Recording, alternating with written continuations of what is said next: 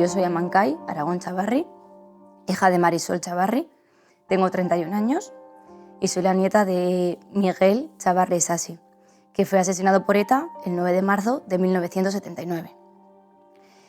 Claro, dejando viuda a mi abuela y huérfanos a sus 3 hijos, teniendo el más pequeño tan solo 3 años.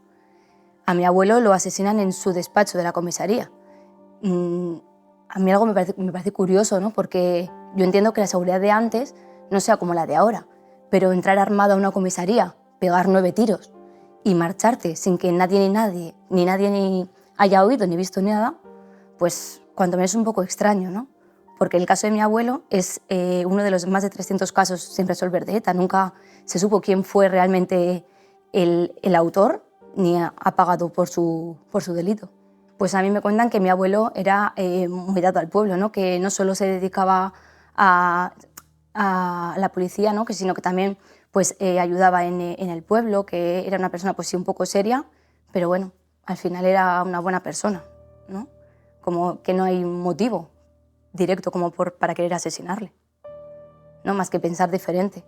Yo no recuerdo exactamente, sí que recuerdo que hubo un coche bomba en la Torre de Logroño, que yo tendría unos 8 años. Entonces no sé si me lo cuentan a raíz de ese suceso o cuando me lo cuentan más tarde, ¿no? Me dicen que son los mismos autores, ¿no? Pero bueno, yo durante muchos años, a raíz de eso, pues tuve pesadillas, ¿no? Yo soñaba que me tenían secuestrada enfrente de donde ponían el coche bomba y yo sabía lo que iba a pasar, pero no podía avisar a nadie.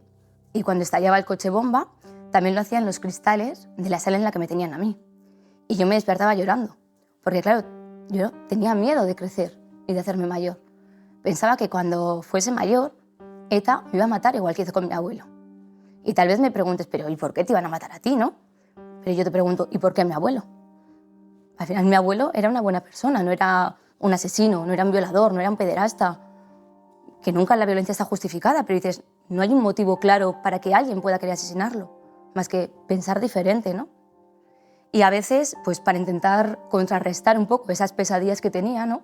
Me imaginaba que iba, los buscaba, los encontraba, hablaba con ellos, les intentaba hacer entender que no tenía sentido lo que estaban haciendo, que no podían decidir quién vivía y quién moría.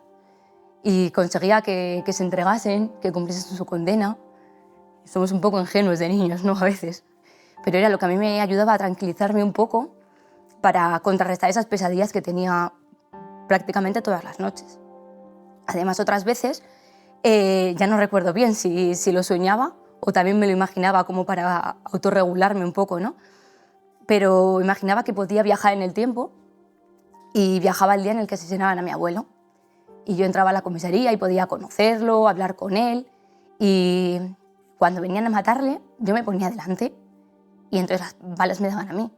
Y luego podía ver una escena familiar en Navidad en las que yo obviamente no estaba porque me habían asesinado a mí, pero sí que estaba mi abuelo.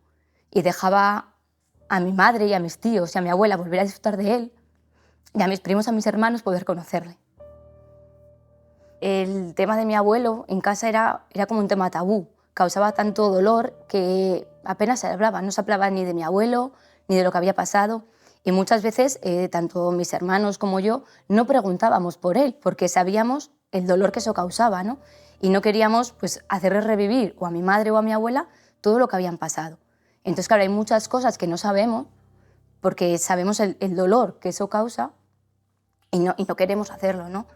Al final, cada vez que salía, o sigue saliendo, algo sobre ETA o cuando antes había otros atentados, a mi madre se le cambiaba la cara, se le desconfiguraba. Entonces tú la veías rota de dolor y no te atrevías a preguntar. Y mi abuela igual, mi abuela cuando... ella siempre dice que a ella la echaron de su tierra.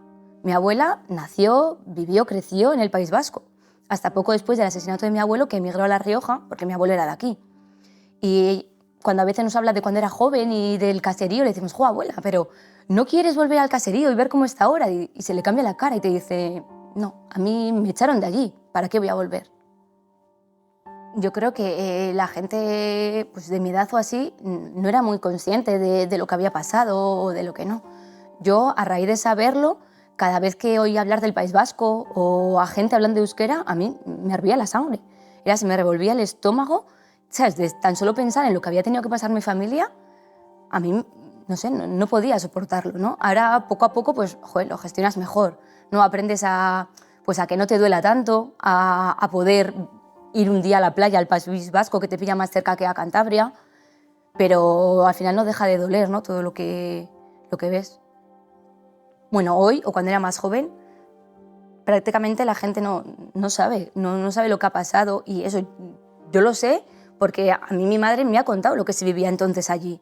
Y muchas veces hasta te costaba entender, pero ¿cómo van a matar a alguien en plena luz del día, en mitad de la calle, pegarle unos tiros y marcharse? Pero, hombre, ¿pero dónde vivimos, no? Y claro, te das cuenta de que sí, de que es lo que ha pasado. Pero la gente, si no se lo cuenta a gente que lo ha vivido en primera persona, no se lo cree. Porque a veces cuesta imaginarnos eso, ¿no? Cuesta imaginarnos todo ese odio que se generaba, todo ese miedo. ¿Para qué? La gente no lo terminaba, yo creo que no lo sabe, no lo termina de entender, pero sí que es importante saber lo que ha pasado para poder comprender muchas cosas y también entender cómo se ha sentido la gente cuando ha sucedido todo eso. Pues yo a la gente más joven les diría que por un momento me gustaría que cerrasen los ojos y que se imaginasen, ¿no?, que de repente les dicen que han asesinado a su madre o a su padre o a su hermano o hermana. ¿Cómo se sentirían?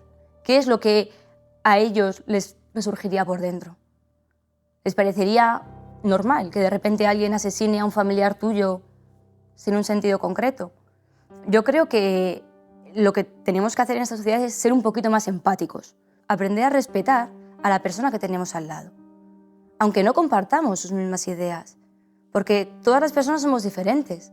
Incluso dos hermanas gemelas que pueden parecer totalmente idénticas por fuera, pueden ser totalmente diferentes por dentro.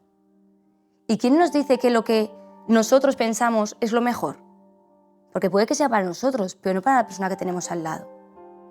Entonces, cada persona va a tener unas creencias, unas opiniones, pero lo importante está en saber respetar las ideas y opiniones de los demás, aunque no compartamos las mismas ideas. La violencia nunca está justificada. Creo que la violencia nunca debería ser el medio para intentar conseguir algo, ¿no? Al final, cuando tú utilizas la violencia, estás haciendo daño a terceras personas simplemente para conseguir tu objetivo. Pues muchas veces me preguntaba, ¿pero qué es lo que pretendía ETA con todo esto, no? ¿Conseguir que el País Vasco sea un país independiente, con idioma propio, promover el euskera? Pero ¿y para eso es necesario asesinar a todas aquellas personas que no cumplen tus parámetros? Yo creo que no, ¿no? ¿Realmente han conseguido lo que querían? No. ¿Y sirve de algo tanto odio, tanto miedo, tanto dolor, tantas familias rotas? Porque por lo menos para mí no lo merece. Hay veces que, por ejemplo, una de las comidas típicas, ¿no?, de España es la tortilla de patata, ¿no? Pues imagínate, a mí me gusta más la tortilla de espinacas. Y yo digo, no, pues yo quiero poner que el plato típico de España sea la tortilla de espinacas. Y decido asesinar a todo aquel que considera la tortilla de patata como plato típico, como para intentar convencerles de cambiar eso. Pensaríais que se me ha ido la olla, que no estoy bien.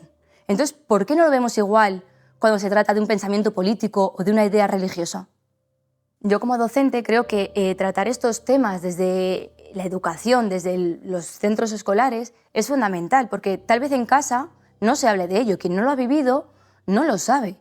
Entonces, al igual que damos otras partes de la historia, también deberíamos de dar esta y darla en profundidad, que realmente se sepa qué era lo que pasaba, qué era lo que vivía la gente. Entonces, que sepan también cómo se sentía la gente a quienes asesinaban a sus familiares más cercanos de un día para otro. Al final creo que la educación es una herramienta muy poderosa si se trata bien y se trabaja como se debería, ¿no? Y esto es un tema de los que se debería hablar, porque si no, se queda fuera, ¿no? Nadie habla de eso en su casa.